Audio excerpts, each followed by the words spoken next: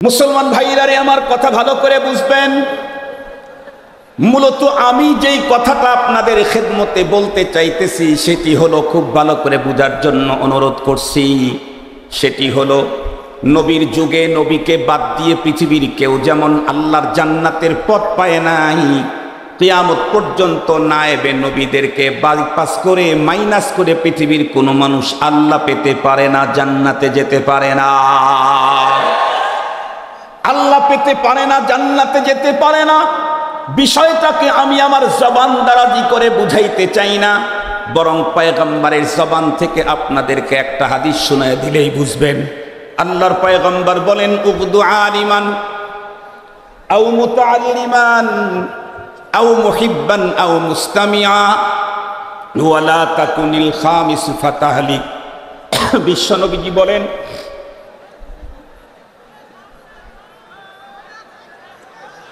পৃথিবীর মানুষ তোমরা চারটা গ্রুপের যে কোনো একটা গ্রুপে ঢোকো। হয়তো তুমি আলেম হও, না হয় তুমি তালিবুল ইলম হও, না হয় তুমি আলেমদেরকে মুহাব্বতকারী হও, না হয় আলেমের কথাগুলাকে শ্রবণকারী হও। এই চার গ্রুপের বাইরে তুমি যেও না। আল্লাহ পাকের পয়গম্বর বলেন, এই চার গ্রুপের বাইরে গেলে ফাতাহলিকু, তুমি ধ্বংস হয়ে যাবে। কয়টা গ্রুপ, কয় জামাত? এই হাদিসে চার জামাতের কথা বলা হয়েছে। এর বাইরে গেলেই ফাতাহলিক, তুমি ধ্বংস হবে। এটা কি আব্দুল বাসেদের কথা? আব্দুল বাসেদের আব্বার কথা? মামুনুল হকের কথা? মামুনুল হকের বাপের কথা? কার কথা? কথাটা আল্লাহ বলাইছেন, আল্লাহ বলেছেন মুহাম্মাদুর রাসূলুল্লাহ সাল্লাল্লাহু আলাইহি ওয়াসাল্লাম। এটা ওহীর কথা, ওহী। এটা পয়গম্বরের হাদিস। চার গ্রুপের বাইরে যেও না, তাইলে তুমি হালাক হয়ে যাবে। প্রথম গ্রুপ কোনটা? আল্লাহ পাকের রাসূল বলেন, কুল উগদু আলিমান, তুমি আলিম হও। তাহলে এক নাম্বার গ্রুপে তুমি ঢুকে গেলে। আলেমের এত বড় কি মর্যাদা! হ্যাঁ, তুমি যদি আলেম হতে পারো তাহলে আসমানের নিচে জমিনের উপরে সবচেয়ে বড় মর্যাদার অধিকারী মানুষ হয়ে গেল। সুবহানাল্লাহ বলবেন কি না বাড়ির যায় বলবেন? একটু বলেন না, এখানেই বলবেন না বাড়ির যা সুবহানাল্লাহ বলবেন? তাহলে একটু সুবহানাল্লাহ মাঝে মাঝে বলবেন। সুবহানাল্লাহ আলহামদুলিল্লাহর আওয়াজ যখন বাড়বে, বাইরের আওয়াজটা তখন থেমে যাবে ইনশাআল্লাহ। আলেম যদি হয় তাহলে সে কত বড় হতে পারে শোনা যায় না? আপনারাও শুনতে পান না? আকিমুস সালাত, আল্লাহর যে অর্ডার আছে, এই অর্ডারটা পালন করবে। পদ্ধতি আমি যেটা বলে দিয়েছি, শিখিয়েছি, সেইটা আপনি উম্মতদেরকে শিখাবেন। আর ওয়াক্ত হলো 2 ওয়াক্তের মাঝখানে। এভাবে আল্লাহ পাকের রাসূল আমাদেরকে শিখাইছেন, খুব ভালো করে বুঝবেন। তাহলে এই পৃথিবীতে কোনো মানুষ আল্লাহর আইন, আল্লাহর বিধান মানতে চাইলে পদ্ধতি কারটা লাগবে? রাসূলুল্লাহর। কথা বলেন, কার পদ্ধতি লাগবে? রাসূলুল্লাহ সাল্লাল্লাহু আলাইহি ওয়াসাল্লামের। মনে রাখবেন, আল্লাহ পাক পৃথিবীর মানুষের মুক্তির জন্য গাইড নাজিল করেছেন মাত্র 104, কিন্তু এই গাইডের প্রশিক্ষক পাঠিয়েছেন 1.25 লাখেরও বেশি। 1.25 লাখেরও। আপনারা একটু ফিকির করে বলেন তো দেখি, গাইড বেশি না প্রশিক্ষক বেশি? কত গুণে বেশি? কত গুণে বেশি? গুণন দিয়ে বের করতে ক্যালকুলেটর লাগবে। গাইড হলো 104 আর প্রশিক্ষক হলো 1.25 লাখেরও বেশি। তার মানে এমনটি তো আল্লাহ করেছেন, প্রশিক্ষক পাঠাইছেন। শুধু প্রশিক্ষক, নতুন কোনো গাইড দেন নাই। প্রশিক্ষক আল্লাহ পাককে জিজ্ঞাসা করছেন, আল্লাহ আপনি আমাকে পাঠালেন, আপনাদের কেবলা কি ঘুরে গেল ওই দিক? আপনাদের কেবলা কি ওই দিক ঘুরে গেল? ওদের আওয়াজ কি আমার আওয়াজের চাইতেও বেশি হয়? তো তাইলে ওই দিকে তাকান কেন? ওই দিকে তাকান কেন? মুহতারাম হাজরিন, আল্লাহ পাকের রাসূলগণ বলতেন, ওগো আল্লাহ, আপনি আমাকে প্রশিক্ষক হিসেবে পাঠালেন, গাইড তো দিলেন না, আমি কোন গাইডের অনুযায়ী প্রশিক্ষণ দেব? আল্লাহ পাক তখন বলে দিয়েছেন, ডজন ডজন হাজার হাজার নবীদেরকে, লক্ষাধিক নবীদেরকে কথা বলেছেন যে আপনাকে নতুন কোনো গাইড দেব না, পুরাতন গাইড যেটা আছে এটার প্রশিক্ষণ দিলেই পৃথিবীর মানুষগুলি আল্লাহ পাবে, জান্নাতে যাবে। কি বুঝলেন? বুঝা গেল কিতাব ছাড়া পয়গম্বর এসেছেন, পূর্বের কিতাব দিয়াও তারা পৃথিবীর মানুষকে জান্নাতের পথ দেখাইছেন, কিন্তু একটা কিতাব পৃথিবীতে এমন নাজিল করেন নাই যে কিতাব পাঠাইছেন কিন্তু প্রশিক্ষক দেন নাই, প্রশিক্ষক পাঠাইছেন নতুন কিতাব দেন নাই। এটা লাখ 1 লাখের উপরে নবী রাসূল আছে যাদেরকে নতুন কিতাব দেন নাই, কিন্তু কিতাব দিয়েছেন, প্রশিক্ষক পাঠান নাই। এই রকমের কিতাব পৃথিবীতে একটাও নাই। কারণ হলো কিতাব যদি আগেরটাও হয়, ওই গাইড দিয়েই একজন প্রশিক্ষক পৃথিবীর মানুষকে জান্নাতের পথ দেখাইতে পারবে।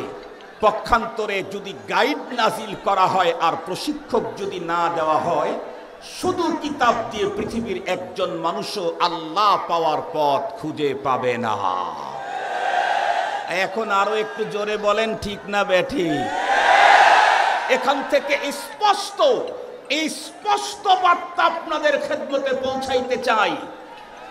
শুধু কোরআন, শুধু হাদিস, নিজের ভাষার পাণ্ডিত্যের কারণে আমি তো বাংলাতে এক্সপার্ট, ইংরেজিতে এক্সপার্ট, উর্দুতে আমি মাহের, আরবিতে আমি দক্ষ, ফার্সিতে আমি এক্সপার্ট, সঙ্গত কারণেই আমি কোরআন তফসির খুঁজে খুঁজে আমার জীবন চলার পথ বের করব। আমি তফসির দেখে দেখে আমার আখিরাতের পথ, আমি এখান থেকে পথ চলার পথ বের করব। কাল্লা লা ইউমকিন, জিন্দেগিতেও তা হবে না, জিন্দেগিতেও তা হবে না। শুধু কিতাবুল্লাহ দিয়ে, শুধু হাদিসের রাসূল দিয়ে কখনোই একজন মানুষ আল্লাহর জান্নাতের পথ খুঁজে বের করতে পারবে না, যতক্ষণ পর্যন্ত প্রশিক্ষণ প্রাপ্ত প্রশিক্ষকের অধীনে না থাকা হয়। এজন্যই মনে রাখবেন পৃথিবীর একমাত্র জ্ঞান,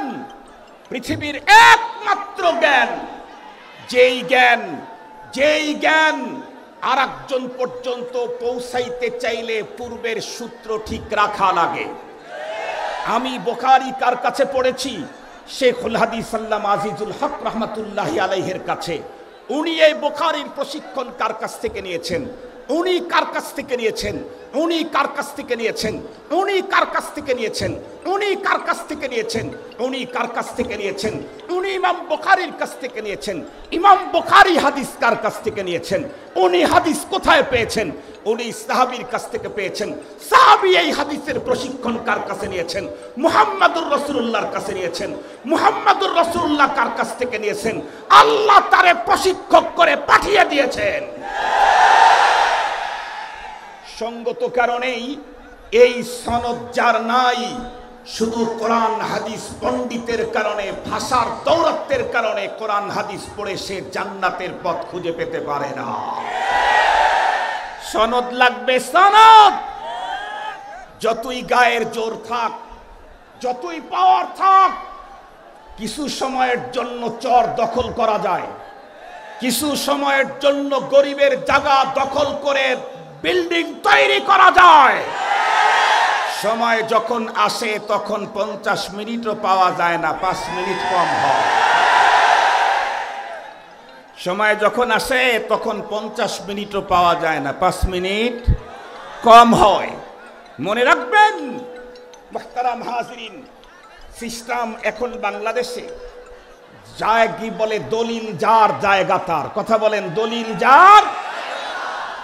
এক স্পষ্ট কথা, এই পৃথিবীতে ধর্মের কাজ করতে চাইলে তোমার সনদ লাগবে, সনদ। হাদিস বলছো, তোমার কাছ থেকে হাদিস আমি গ্রহণ করব। এদেশের কোনো খাদ্য বিএসটিআই অনুমোদন ছাড়া কোনো খাদ্য যেমন বাংলাদেশে চলে না। যেই হাদিসের বর্ণনাকারীর সনদ নাই, তার হাদিস দুনিয়ার কোথাও চলতে পারে না। বিএসটিআই যদি অনুমোদন না দেয়, চানাচুরও চলে না। আমি চানাচুরের ব্যবসা করছি তো এই জন্য ভালো বুঝি। বিএসটিআই এর যদি অনুমোদন না থাকে চানাচুরও বিক্রি করা যায় না। মুহতারাম হাজরিন, আমাদের দেশের কিছু মানুষ নিজেদেরকে যারা ধর্মের ঠিকাদার মনে করছে, এখন তারা আলেমদেরকে বৃদ্ধাঙ্গুলি প্রদর্শনে ধর্মের কাজ করতে চাচ্ছে। স্পষ্ট ভাষায় বলছি, তোমার কাছে কোনো দলিল নাই, প্রমাণ নাই, অনুমোদন নাই। ধর্মের কাজ কিয়ামত পর্যন্ত নবী বলেছেন, আল আম্বিয়া আল উলামা ওয়ারাসাতুল আম্বিয়া। উলামায়ে কেরাম নবীগণের ওয়ারিস, তাদের কাছে পেপারস আছে, তাদের কাছ থেকে দিন নেবে। অন্য কারো কাছ থেকে যেই দিন গ্রহণ করবে সেই দিন ঝামেলা মুক্ত হতে পারে না।